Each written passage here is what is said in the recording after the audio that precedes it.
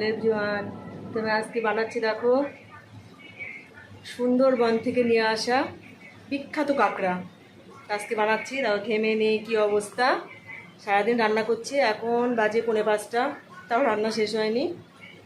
আজকে একটু স্পেশাল দিন, তার জন্য রান্নাটা হচ্ছে।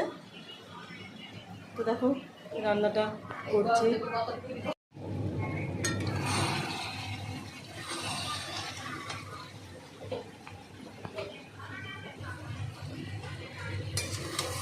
কষা প্রায় হয়ে গেছে, এটা কষা কষাই হবে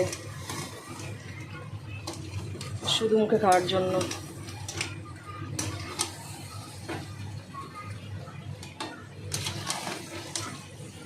তো কে কে পছন্দ করো কাঁকড়া কমেন্ট করে জানিও। আমার তো ভীষণ ভালো লাগে, আমাদের বাড়ির সবাই পছন্দ করে।